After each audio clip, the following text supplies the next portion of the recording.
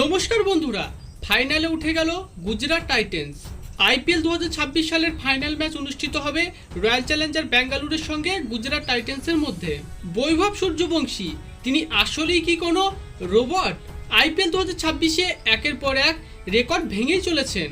Chris গেলের 14 বছরের পুরনো রেকর্ডও ভেঙে দিয়েছেন বৈভব সূর্যবংশী। এই বৈভব একদিন দ্রুতগতির সেঞ্চুরির রেকর্ডও ভেঙে ফেলবে। বৈভব সূর্যবংশীকে আইপিএল 2026 সিজনের জন্য থ্যাংক ইউ। এর পরের সিজনে আরও ভালো কিছু আশা করবে বৈভব সূর্যবংশী বসের কাছ থেকে। এই সিজনের সর্বোচ্চ রান সংগ্রাহকের লিস্টেও বৈভবের নাম রয়েছে। ভারতীয় টি-20 দলে খুব দ্রুত তিনি জায়গা করে নেবেন।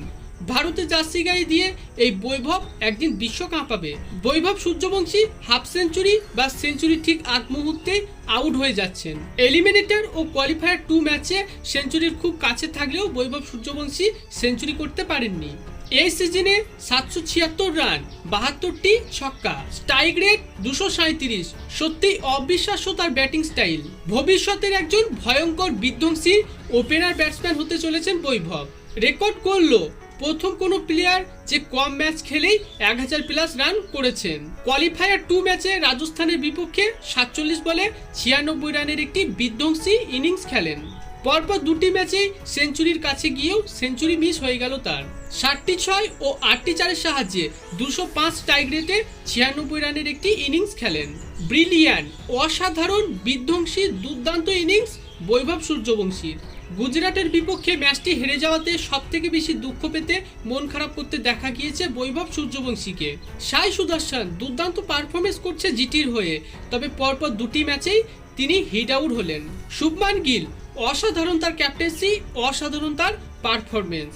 কোয়ালিফায়ার 2 ম্যাচে সেঞ্চুরি করে গুজরাট টাইটেন্সকে ম্যাচ জেতালো।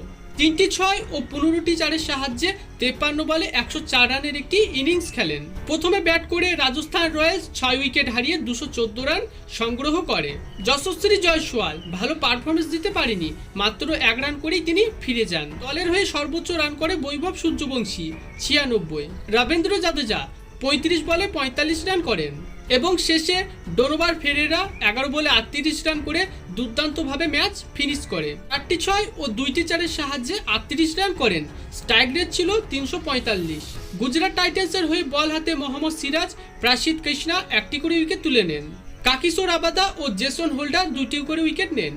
জিটির হয়ে বল হাতে জেসন হোল্ডার অসাধারণ পারফরমেন্স করেছে। 4 ওভারে মাত্র 27 রান দিয়ে গুরুত্বপূর্ণ 2টি উইকেট তুলে নেন। জবাবে গুজরাট টাইটেন্স ব্যাট করতে নামলে 18 ওভার 4 বলেই 219 রান সংগ্রহ করে 3টি উইকেটের বিনিময়ে, যার ফলে 7 উইকেট ও 8 বল হাতে রেখেই খুব সহজেই এই ম্যাচ জিতে নেয় জিটি। জিটির 2 ওপেনার সাই সুদর্শন 58 ও শুভমান গিল 104 রান করেন। রাজস্থান রয়্যালসের হয়ে বল হাতে জোফরা আর্চার, নান্দেব বার্গার ও ব্রিজেশ শর্মা 1টি করে উইকেট তুলে নেন। রাজস্থান রয়্যালস ও গুজরাট টাইটেন্সের কোয়ালিফায়ার 2 ম্যাচে প্লেয়ার অব দ্য ম্যাচ জিতেছেন শুভমান গিল। শুভমান গিলকে অনেকেই ট্রোল করছিল, বড় ম্যাচে তিনি পারফরমেন্স দিতে পারে না, তবে রাজস্থানের বিপক্ষে 104 রান করে একটি দুর্দান্ত সেঞ্চুরি করে তাদের যোগ্য জবাব দিয়েছে।